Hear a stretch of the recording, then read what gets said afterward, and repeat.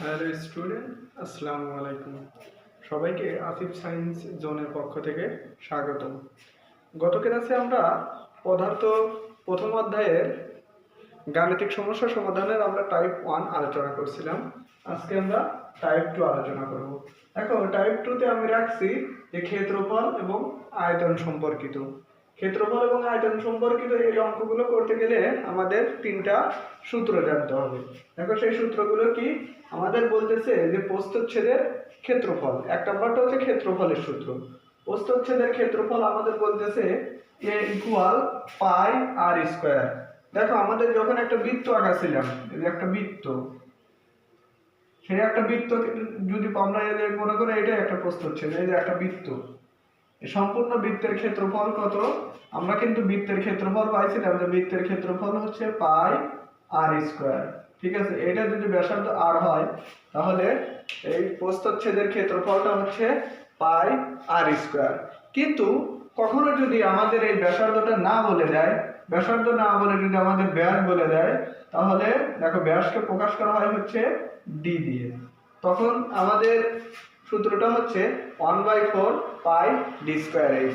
কেন সূত্র এটা থেকে এটা হয় দেখো, আমরা একটু দেখাই। আমরা কিন্তু জানি যে বৃত্তের ব্যাসার্ধ সমান লেখা যায় ব্যাস ডিভাইডেড 2। মানে ব্যাসার্ধ, দেখো ব্যাসার্ধ হলো বৃত্তের ব্যাসের অর্ধেক। ঠিক আছে, ব্যাস ডিভাইডেড 2। তাহলে দেখো, ব্যাসার্ধকে প্রকাশ করা হয় আর দিয়ে, আর ব্যাসকে প্রকাশ করা হয় ডি দিয়ে। তার মানে বৃত্তের ব্যাসার্ধ আর সমান d/2। তার মানে ব্যাসকে যদি 2 দিয়ে ভাগ দেওয়া যায় তাহলে যা পাওয়া যায় সেটাই হচ্ছে তার ব্যাসার্ধ।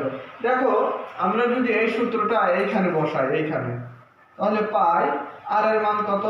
আর এর মান হচ্ছে d/2 তার উপরে স্কয়ার। দেখো, d এর উপর স্কয়ার মানে, দেখো পাইটা আমরা নেই রাখলাম, d এর উপর স্কয়ার মানে d স্কয়ার, আর 2 এর উপর স্কয়ার মানে 4। এইটাকে, এই 4টাকে তুমি আলাদা করতে পারো, 1/4 পাই d স্কয়ার। আশা করি বুঝতে পারছো। দেখো, d/2 তার উপরে দুইটার উপরে স্কয়ার আছে, তার মানে d এর উপরেও স্কয়ার আছে, 2 এর উপরেও স্কয়ার আছে। তাহলে d এর উপরে স্কয়ার দিলে হয় d স্কয়ার, আর 2 এর উপরে স্কয়ার দিলে হয় 4। তাহলে এই 4টাকে দেখো 1 ডিভাইডেড মানে ভাগ আকারে আছে, এই জন্য এটাকে আমি আলাদা লিখছি যে 1/4। পাইটা পায়ের মতোই আছে, আর d স্কয়ারটা d স্কয়ার হয়ে গেছে। তাহলে এইটা থেকে যখন আমাদের ব্যাসার্ধ বলবে তখন আমাদের এইটা, আর না হলে আমাদের যদি ব্যাস বলে সূত্র এইটা। অথবা তোমরা যদি ব্যাসার্ধ সমান লেখা যায় কি ব্যাস ডিভাইডেড 2। তোমরা যদি ওই ব্যাস যদি বলে যায়, ব্যাস থেকে যদি তোমরা আগেই ব্যাসার্ধটা বের করে নাও তাহলে কিন্তু তোমরা এই সূত্রটা বসাতে পারবে। তাহলে এক নম্বর সূত্রটা আমাদের বোঝা গেল যে প্রস্থচ্ছেদের ক্ষেত্রফল হচ্ছে পাই আর স্কয়ার, বা এটাকে লেখা যায় যদি ব্যাসার্ধ বলে দেয় তাহলে পাই আর স্কয়ার, কিন্তু যদি ব্যাস বলে দেয় তাহলে এটাকে লেখা যায় 1/4 পাই ডি স্কয়ার। এটা ছিল ক্ষেত্রফলের। এখন দেখো আয়তন। আয়তন কার আয়তন? একটা সিলিন্ডারের আয়তন। মনে করো এই একটা সিলিন্ডার, সিলিন্ডার কিন্তু সম্পূর্ণ সিলিন্ডারটা কিন্তু শুধু গোল, মানে গোল বৃত্তের মানে গোল হয়ে উপরের দিকে উঠে আসা। তাহলে তুমি যদি এইখানে একটা বৃত্ত কল্পনা করো, এইখানে একটা বৃত্ত কল্পনা করো, এইখানে একটা বৃত্ত, এইভাবে কিন্তু সে যাচ্ছে, তাই না? সে কতটুকু, সে কয়টা বৃত্ত তৈরি করবে? তার উচ্চতা যতটুকু সে ততটি বৃত্ত তৈরি করবে। ঠিক আছে, এই কারণে দেখো, আমরা যদি ক্ষেত্রফলের সাথে উচ্চতাকে গুণন করে দিই তাহলে আয়তন পাওয়া যায়। দেখো, আমাদের ক্ষেত্রফলের সূত্রটা কি ছিল? ক্ষেত্রফল, এই যে ক্ষেত্রফল ছিল দৈর্ঘ্য গুণন প্রস্থ, এটা কিন্তু ক্ষেত্রফল ছিল। কিন্তু যখনই আয়তন চলে আসলো তখনই তার সাথে কি যোগ গুণন হয়ে যায়? উচ্চতাটা গুণন হয়ে যায়। এই যে দৈর্ঘ্য গুণন প্রস্থ গুণন উচ্চতা হয়ে যায়। ঠিক দেখো, যখন আমার ক্ষেত্রফল বলছিল তখন আমরা শুধু পাই আর স্কয়ার লিখছিলাম, কিন্তু যখনই আয়তন বললো তখনই আমাদের এই উচ্চতাটা গুণন হয়ে গেল। ঠিক আছে, আচ্ছা ঠিক এখানেও এটা, তাহলে আমাদের যদি ব্যাসার্ধ বলে যায় তাহলে এটা হয়। কিন্তু যদি ব্যাসার্ধ না বলে যদি ব্যাস বলে দেয় তাহলে দেখো ঠিক ওই আগের মতোই, শুধু আর এর জায়গায় d/2 বসাইলে এদের 1/4 পাই d স্কয়ার হয়। আর এইচটা তো এইচই এর মতোই আছে, কারণ এখানেও এইচটা গুণন হবে এখানেও এইচটা গুণন হবে। তাহলে আশা করি 2 নম্বর সূত্রটা বোঝা গেল। এখন দেখো 3 নম্বর সূত্র। 3 নম্বর সূত্রটা দেখো বলতেছে আয়তাকার বস্তুর ক্ষেত্রে। এখন আয়তাকার বস্তু কাকে বলে? যার দৈর্ঘ্য, প্রস্থ এবং উচ্চতা থাকবে তাকে বলা হয় আয়তাকার বস্তু। ঠিক আছে, দেখো আমরা এখানে এই যে ডাস্টারটা কল্পনা করি। দেখো ডাস্টারটার একটা উচ্চতা আছে, তার একটা উচ্চতা আছে, তার একটা দৈর্ঘ্য আছে, এই যে দৈর্ঘ্য, তার একটা দৈর্ঘ্য আছে এবং তার প্রস্থ, সে কতটুকু মোটা তার প্রস্থ আছে। তাহলে দৈর্ঘ্য আছে, প্রস্থ আছে এবং সে কতটুকু হাই মানে উচ্চতাটাও দেওয়া আছে। তার মানে এটা হচ্ছে একটা আয়তাকার বস্তু। ঠিক আছে, একটা আয়তাকার বস্তুর কিন্তু তল আছে হচ্ছে 8টা। দেখো উপরে 1 নাম্বার, নিচে 2 নাম্বার, এই 3 নাম্বার, 4 নাম্বার, 5 নাম্বার, 6 নাম্বার। দেখো বলে হলো নাকি 1 2 3 4 5 6, দাঁড়াও, হ্যাঁ 6টা তল থাকে, সরি আমি 8টা বলছি, 6টা তল থাকে। দেখো এই পাশে উপরে নিচে 2টা, বাম পাশে ডান পাশে, তাহলে 2 2 4টা, এইটা এই পাশে এই পাশে 6টা। তাহলে একটা আয়তাকার বস্তুর 6টা তল থাকে। দেখো তোমরা কিন্তু অনেকেই ছোটকালে এই যে তোমরা আঁকাইছো, জার বানাইছো, যে এটা একটা ঘন আঁকাইছো,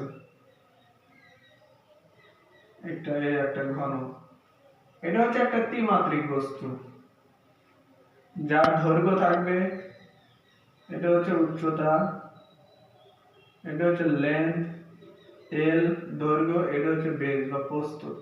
একটা ত্রিমাত্রিক বস্তু যার দৈর্ঘ্য থাকবে, প্রস্থ থাকবে এবং উচ্চতা থাকবে। ঠিক দেখো এখানে তাহলে আয়তাকার বস্তুটার যখন আমাদের ক্ষেত্রফল যখন ছিল তখন কিন্তু লিখছিলাম দৈর্ঘ্য গুণন প্রস্থ, কিন্তু যখনই আমার আয়তন হয়ে গেছে তখনই তার সাথে উচ্চতাটা গুণন হয়ে গেছে। আশা করি তোমরা সূত্রগুলোর মেকানিজম বুঝতে পারবে। আচ্ছা দেখো এখন আমরা এই 1 নম্বর সূত্র এবং 2 নম্বর 3 নম্বর সূত্র দিয়ে আমরা এক একটা অঙ্ক করে তোমাদের আরো ভালো করে বুঝিয়ে দেব। তাহলে ক্লাসটা নিয়মিত করতে থাকো।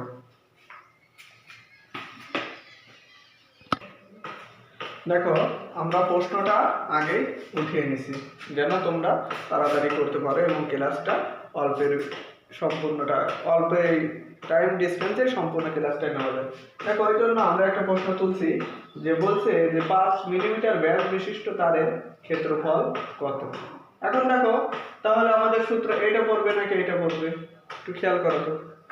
আমাদের যদি ব্যাসার্ধ বলে দেয় তখন আমরা এটা বসাবো, আর যদি ব্যাস বলে দেয় তখন আমরা এইটা বসাবো, অথবা তুমি ওই ব্যাসকে আগে ব্যাসার্ধ বের করে নিলেও হয়ে যায়। দেখো তাহলে আমরা যেহেতু এখানে 5, যদি এটাকে 2 দিয়ে ভাগ করা যায়, তো যদি 2 দিয়ে ভাগ করা যেত তাহলে আমরা আগে ভাগ করে নিতাম। যেহেতু 5 কে 2 দিয়ে ভাগ করা যায় না, মানে পয়েন্ট আসে, ওই কারণে আমরা আর ওই ভেজালে যাই না। কারণ আমরা তো জানি যে ব্যাস বলা থাকলে আমরা এই সূত্র দিয়েও অঙ্ক করতে পারবো, এই কারণে আমরা এই সূত্র দিয়েই করি। দেখো বলতেছে যে 5 মিলিমিটার ব্যাস বিশিষ্ট তারের ক্ষেত্রফল নির্ণয় করো। তাহলে তারের ক্ষেত্রফল, তো তারের ক্ষেত্রফলটা আমরা কোন সূত্র বসাবো এখন? ব্যাসেরটা। তাহলে 1/4 পাই d স্কয়ার, এই যে 1/4 পাই d স্কয়ার আমরা বসাইলাম। দেখো এইখানে আমাদের ব্যাসার্ধ 1 নাম্বার, এই প্রশ্নটা আমাদের 1 নম্বরে যে প্রশ্নটা উঠেছি সেখানে ব্যাস কত বলা দেওয়া আছে, আমাদের এখানে ব্যাস বলে দেওয়া আছে যে 5 মিলিমিটার। তার মানে দেখো এই যে 1/4 যেমন আছে তেমনই পায়ের জায়গা কাকে বসাইলাম, পায়ের মান কত 3.1416 তা বসাইলাম, এবং ডি স্কয়ারের মানটা কত, ডি স্কয়ারের ডি এর মানটা হচ্ছে 5, কারণ ডি দ্বারা ব্যাস বোঝায়, সেই ব্যাসটাকে আমি এখানে 5টা বসাই দিছি, তার উপর স্কয়ার।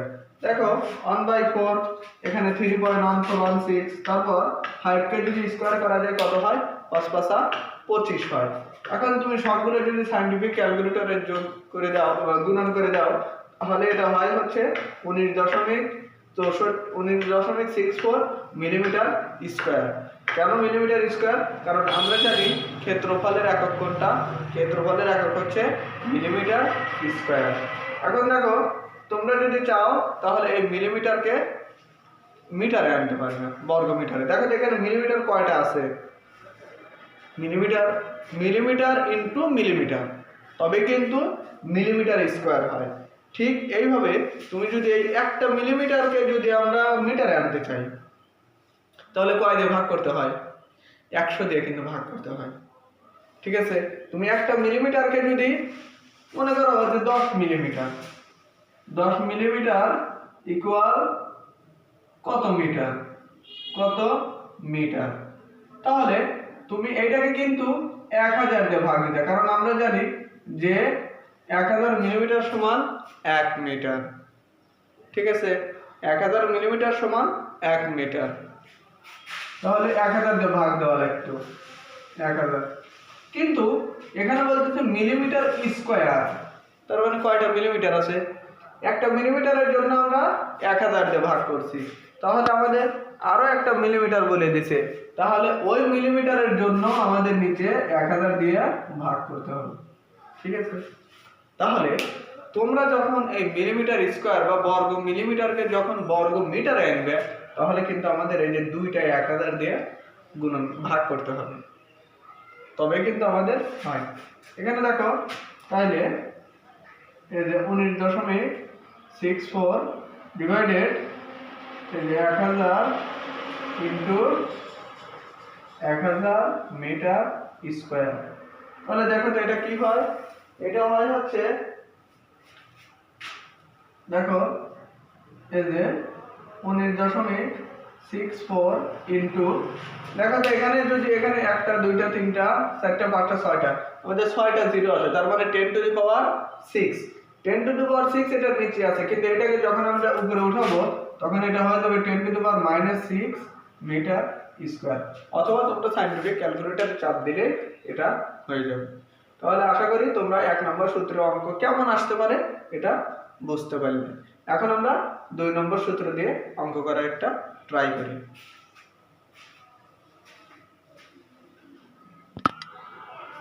দেখো 2 নম্বর সূত্রের আমরা একটা অঙ্ক উঠাই নিয়েছি। এখানে বলতেছে যে 7/2 দৈর্ঘ্য বিশিষ্ট, তার মানে এটা কিসের দৈর্ঘ্য? এটা কিন্তু h এর মান বলছে, যে 7/22 বা 7/22 দৈর্ঘ্য বিশিষ্ট সিলিন্ডারের আয়তন 9 মিটার কিউব হলে ব্যাস নির্ণয় করো। তাহলে এখানে কিন্তু আমাদের ক্ষেত্রফলও বলে দিয়েছে, দৈর্ঘ্যটাও বলে দিয়েছে, শুধু আমাদের এই ব্যাস নির্ণয় করতে বলছে, তার মানে এই d এর মানটা নির্ণয় করতে বলছে। ঠিক আছে, দেখো আমরা এখন এখানে কি কি দেওয়া আছে আর আমরা কি করব ওইটাকে আলোচনা করব। তার আগে আমাদের একটা আলোচনার বিষয় আছে, আমরা যে পায়ের মানটা জানি, যে পায়ের মান দেখো 3.1416, এটা আমরা জানি আমরা পায়ের মান, কিন্তু এইটাকে কিন্তু আবার লেখা যায় যে 22/7, এটাও কিন্তু পায়ের মান। ঠিক আছে, পায়ের মান কিন্তু 3.1416 হয়, আবার পায়ের মান দেখো এইটাকে তুমি 22 কে 7 দিয়ে ভাগ দাও, দেখো এইটাই হয়। তার মানে অনেক সময় যখন আমাদের ক্যালকুলেশন করতে সমস্যা তখন আমরা 22/7 বসাতে পারবো। 22/7 আমাদের যা 3.1416 হতা। ঠিক আছে, তাহলে দেখো এখানে আমাদের আর কি দেওয়া আছে, তাহলে এখানে আয়তন দেওয়া আছে হচ্ছে 9 মিটার কিউব এবং দৈর্ঘ্য বা h এর মান দেওয়া আছে আমাদের, ছোট হাতে লিখি, h এর মানটা দেওয়া আছে আমাদের এই যে 7/22। আচ্ছা দেখো এখন আমাদের বলতেছে ব্যাস কত, আমরা যদি ব্যাস বের করতে বলে তাহলে ব্যাস যখন বলবে তখন আয়তনের সূত্র কিন্তু এটা হয়ে যাবে। এটা কখন হবে? এটা হবে তখন যখন আমাদের ব্যাসার্ধ বলে দিবে, আর এটা হবে কখন? যখন আমাদের ব্যাস বলে দিবে অথবা ব্যাস বের করতে বলবে। দেখো এই অঙ্কে আমাদের ব্যাসটা বের করতে বলছে, তাহলে আমরা কি জানি আয়তনের সূত্র, তাহলে দেখো অ্যান্সারটা লিখি, যে আমরা জানি বা আমরা দেখো জানি, আমরা কি জানি যে আয়তন v সমান 1/4 পাই d স্কয়ার h, এটা কিন্তু জানি আমরা, তাই না? এটা জানি। এইখান থেকে আমাদের বলে দিছে যে তোমরা এই ব্যাস বা ডি এর মান নির্ণয় করো। তাহলে ডি এর মান যদি নির্ণয় করতে যাই তাহলে আমাদের এখানে কিন্তু একটু ডিটা বের করতে গেলে আমাদের একটু মানগুলো এদিক ওদিক করতে হবে। দেখো কি করা যায়, এখানে 4টা দেখো 1/4 মানে 4টা ভাগ আকারে আছে। এটাকে যদি আমি সমানের এই পাশে নেই তাহলে ভি এর সাথে সে গুণন হয়ে যাবে, পাই ডি স্কয়ার এইচ। এরপরে দেখো আমি যদি এটাকে একটু ঘুরাই যে pi D square H equal 4b। এই সম্পূর্ণ রাশিটা যখন আমরা এক দিক থেকে আরেক দিকে নেব তখন আমাদের চিহ্নের পরিবর্তন হয় না। কিন্তু যদি আমরা দুই একটা রাশি নেই, যেমন এই পাশে যোগ আছে ওই পাশে গিয়ে বিয়োগ হয়, ওই পাশে বিয়োগ আছে এই পাশে গিয়ে যোগ হয়, কিন্তু সম্পূর্ণ রাশিটাকে যখন আমরা এদিক থেকে ওদিক নেব তখন আর চিহ্নের পরিবর্তন হয় না। দেখো এইখানে আমাদের কি আছে, এই এইচ আর পাইটা আছে কি আকারে, গুণন আকারে। ঠিক আছে, এইচ আর পাইটা আছে গুণন আকারে। দেখো তাহলে D square equal 4v divided পাই ইনটু এইচ। ঠিক আছে, আচ্ছা তাহলে দেখো ডি স্কয়ার, তাহলে ডি সমান কি লেখা যায়, ডি সমান লেখা যায় √4v ইনটু পাই এইচ, এটা লেখা যায়। আসলে এটাকে আমি একটু সাইড করি, দেখো আমার এটা তো এখানে হলো না। আশা করি তোমরা বুঝতে পারছো যে পাই সমান 3.14 লেখা যায়, আবার পাই সমান 22/7 লেখা যায়। আর এখানে লিখছিলাম আয়তন দেওয়া আছে এত আর দৈর্ঘ্য দেওয়া আছে এত, মানে এইচ এর মানটা দেওয়া আছে এত, এটাই তো লিখছিলাম আমি, তাহলে ওটা লিখলাম না। দেখো এখানে তাইলে ডি সমান দেখো √, দেখো এখানে কি আছে 4 ইনটু 9 বাই, এখানে পাই এর মান কত, দেখো 3.1416 গুণন এইচ এর মান কত, এইচ এর মান ছিল 7/22 বা ডি সমান দেখো লেখা যায় যে √,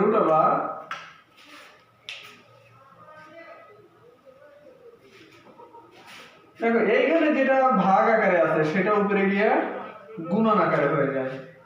তাহলে 4 × 9 × 22টা উপরে চলে গেলে গুণন আকারে হয়ে যায়, আর এখানে আছে 3.1416 × 7।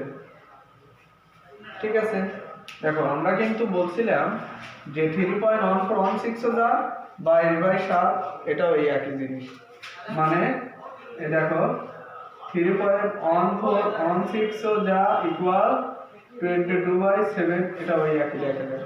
তাহলে দেখো এইটাকে যদি আমরা একটু আলাদা করে লিখি যে বা ডি সমান √4 × 9 ডিভাইডেড 3.1416 ইনটু 22/7। তাহলে এই 22/7 যা 3.1416 হতো, তাহলে এই দুইটা কাটা দেওয়া যায়, কেটে দেওয়া যায়, মানে একই সংখ্যা থাকলে একটা ভাগ আকারে একটা গুণন আকারে এটা কাটা যায়। আর এখানে কি হয়, বা ডি সমান √36 বা ডি ইকুয়াল 6। দেখো সুতরাং তাহলে আমাদের ডির মান কত বের হলো, ব্যাস বের হলো 6, ব্যাস 6, ব্যাস ডি ইকুয়াল, সুতরাং ডি ইকুয়াল 6।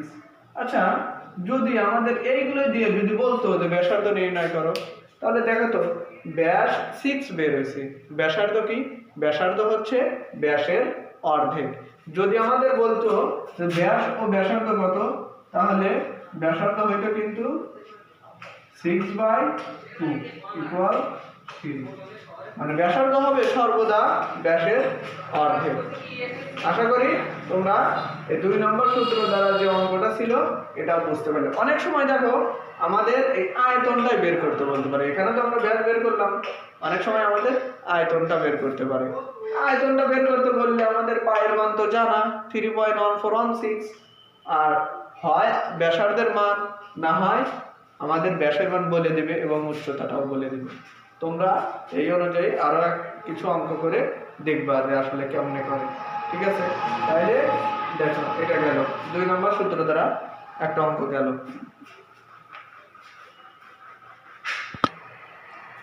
দেখো আমরা এই আয়তন সম্পর্কিত আরো একটা প্রশ্নটা উঠায় নিছি। দেখো আমরা কিন্তু ওইখানে আমাদের সরাসরি ব্যাস অথবা আমাদের উচ্চতা বলে দেওয়া ছিল, কিন্তু এইখানে কিন্তু তা বলা নেই। দেখো এইখানে আমরা তাইলে কিভাবে আয়তনটা বের করব?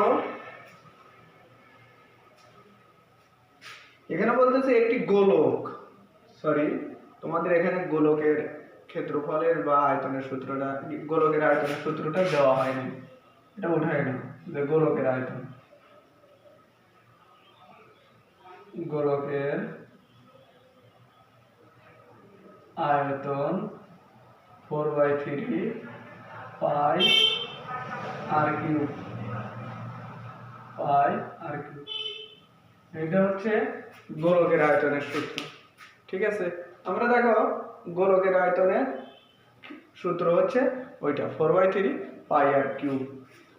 এইখানে এই অঙ্কটা আমাদের একটা গোলকের আয়তন বলতেছে, গোলকের ব্যাস মাপার ক্ষেত্রে এখানে কিসে মাপছে? এখানে ব্যাস মাপ হয়েছে, ব্যাস মেপে দেখছে। গোলকের ব্যাস মাপার ক্ষেত্রে মূল স্কেল পার্ট পাওয়া গেল 12 সেন্টিমিটার, ভার্নিয়ার ধ্রুবক পাওয়া গেল 0.05 এবং ভার্নিয়ার সমপতন পাওয়া গেল হচ্ছে 12। বলতেছে ওই গোলকের আয়তন কত। দেখো আমরা যদি গোলকের আয়তনটা বের করতে চাই তাহলে অবশ্যই আমাদের ব্যাসার্ধের মান লাগবে, কারণ পায়ের মান তো মুখস্থ, অবশ্যই ব্যাসার্ধের মান লাগবে। কিন্তু এখানে সে কি মাপিছে? এখানে কিন্তু সে ব্যাস মাপছে। তাহলে এই ব্যাস আমাদের আগে ব্যাস কত সেই ব্যাসটা বের করতে হবে। সেই ব্যাসকে আমরা যদি 2 দিয়ে ভাগ দেই, 2 দিয়ে ভাগ দিলে আমরা ব্যাসার্ধ পেয়ে যাব। তাহলে চলো শুরু করি আমরা সমাধান। দেখো সমাধান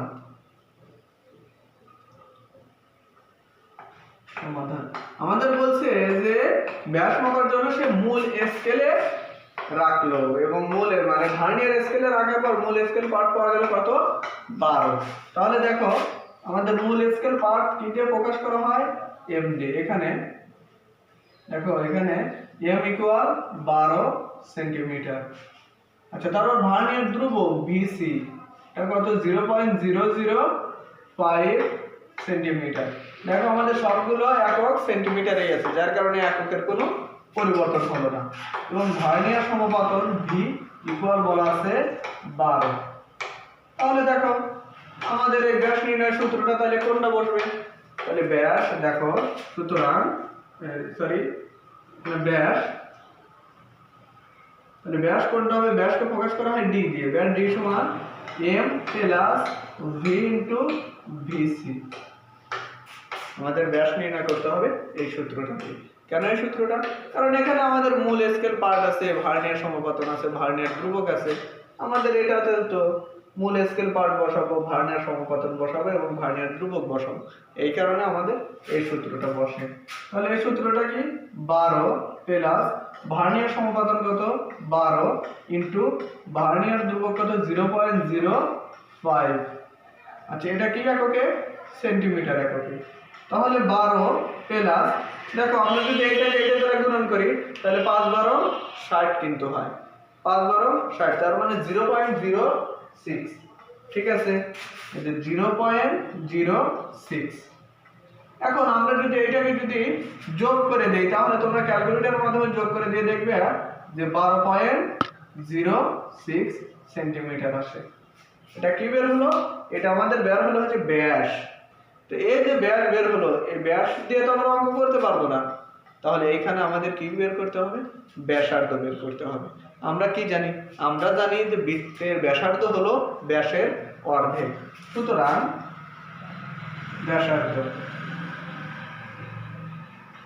ব্যাসার্ধ তাহলে কত হবে? ব্যাসার্ধ এখানে যা যা প্রকাশ করে আর ইকুয়াল 12.06, মানে ব্যাসকে যদি 2 দিয়ে ভাগ দেই তাহলে যা হবে সেটাই 6.03 সেন্টিমিটার। এটা হলো আমাদের ব্যাসার্ধ। তাহলে এখন কিন্তু আমরা গোলকের আয়তনের সূত্রে ঠিকই বসাতে পারবো। দেখো আমরা বসাই, আমি সাইডের এটা মুছে দিলাম। দেখো সুতরাং গোলকের আয়তন আয়তন ভি ইকুয়াল 4/3 পাই আর কিউব। দেখো 4/3 যেমন আছে তেমনই পাইয়ের মান কত 3.1416 ইন্টু ব্যাসার্ধ আর এর মান কত 6.03 তার উপরে কিউব। দেখো আমরা জানি আয়তনের একক হচ্ছে ঘনমিটার, তার মানে ঘনমিটার মানে ঘন একক। আমাদের মিটার এককে বললে ঘনমিটার, সেন্টিমিটার এককে বলে সেন্টিমিটার, আর যদি মিলিমিটার এককে বলে মিলিমিটার, ঘন মিলিমিটার। দেখো আমার এখানে সবগুলো একক আছে হচ্ছে সেন্টিমিটারে, তার মানে আমার এটা হবে হচ্ছে ঘন সেন্টিমিটার বা সেন্টিমিটার কিউব। দেখো এখানে যদি আমরা ক্যালকুলেশন করি, তোমরা সাইন্টিফিক ক্যালকুলেটরের মাধ্যমে ক্যালকুলেশন করলে আমাদের হবে হচ্ছে 918.42 918.42 সেন্টিমিটার কিউব। দেখো তোমরা এটা সাইন্টিফিক ক্যালকুলেটরে কিভাবে করবা, 6.03 এটাকে আগে কিউব করবা। এই যে সাইন্টিফিক ক্যালকুলেটরে এটা ওঠানোর পরে এরকম একটা চিহ্ন আছে, ঠিক আছে, এটাকে টু দি মানে পাওয়ার তোলার জন্য এটাকে ব্যবহার করা হয়। দেখো এর পাওয়ার কত দেয়া আছে 3 দেয়া আছে, তার মানে এটার উপর চাপ দেওয়ার পরে 3 দিবা, যে মান আসবে তার সাথে আবার 3.1416 গুণন করবা, তারপরে দেখো 4 ও গুণন করবা, তারপর গুণন করে যে ফলাফল আসবে সম্পূর্ণটার নিচে তুমি 3 দিয়ে ভাগ করলে আমাদের এইটা হয়ে যাবে। এককটা কি, এককটা হচ্ছে আমাদের সেন্টিমিটার কিউব। আশা করি আমাদের যদি এই টাইপের কোনো অঙ্ক আসে তাহলে তোমরা পারবে। আমরা আগে একটা টাইপ করছিলাম এই ক্ষেত্রফল আয়তন নির্ণয়ের, এখন এই একটা আমাদের টাইপ আসতে পারে ইনশাআল্লাহ। এই দুইটা টাইপের যদি পরীক্ষায় দেয় এই দুইটা টাইপের ভিতরে তোমরা কমন পেয়ে যাবে। আচ্ছা আমরা এখন পরবর্তী সূত্র দিয়ে অঙ্ক করব। দেখো 3 নম্বর সূত্র অনুযায়ী আমরা একটা অঙ্ক উঠে নিয়েছি। এখানে বলা আছে একটা আয়তাকার বস্তুর দৈর্ঘ্য 5 সেন্টিমিটার, প্রস্থ 2 সেন্টিমিটার এবং উচ্চতা যদি 3 সেন্টিমিটার হয় তাহলে আয়তন নির্ণয় করো। দেখো আমাদের 3 নম্বর সূত্রে কিন্তু ছিল যে আয়তন v equal l into B into H. দেখো তো এল বি দ্বারা কি বোঝায়, এল তে দৈর্ঘ্য বোঝায়, তাহলে এখানে এল হচ্ছে 5 সেন্টিমিটার, আর বি মানে প্রস্থ বোঝায়, বেস মানে প্রস্থ, এখানে কত 2 সেন্টিমিটার। তারপর এখানে উচ্চতা বা এইচ এটা কত সেন্টিমিটার, এখানে বলা আছে 3 সেন্টিমিটার। তাহলে তুমি এখন মান বসায় দাও। দেখো দৈর্ঘ্য কত দেয়া আছে 5 ইন্টু প্রস্থ দেয়া আছে কত 2 ইন্টু এইচ দেয়া আছে কত 3, এটা কি এককে ঘন সেন্টিমিটার মানে সেন্টিমিটার কিউব। তাহলে দেখো তো 5 দুগুণা 10 3 10 30, তার মানে 30 সেন্টিমিটার কিউব বা ঘন সেন্টিমিটার। আশা করি বুঝতে পারি। এই সূত্রটা তোমরা নিচু ক্লাসেও শিখছো, যে দৈর্ঘ্য গুণন প্রস্থ গুণন উচ্চতা। দৈর্ঘ্য কি লেন্থ আর প্রস্থ কি বেস মানে প্রস্থ, শুধু বি টানছে, উচ্চতা কি হাইট, ওখানে এইচ টানছে, ঠিক আছে। এইচটা নিয়ে এসে আমাদের শুধু সূত্রটা মানে সংক্ষিপ্ত আকারে লিখছে যে L into B into H. এল কত, দৈর্ঘ্য হচ্ছে 5, বি প্রস্থ হচ্ছে 2 এবং এইচ হচ্ছে উচ্চতা হচ্ছে 3।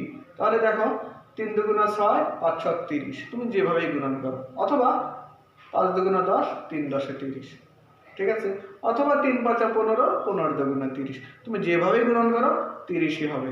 তাহলে এটার এককটা কি সেন্টিমিটার কিউব মানে ঘন সেন্টিমিটার। আশা করি আমাদের এই টাইপের যে 3টা সূত্র লিখছিলাম এই সূত্র অনুযায়ী তোমরা অঙ্কগুলো আমি করলাম এবং আশা করি তোমরা বুঝতে পারছো।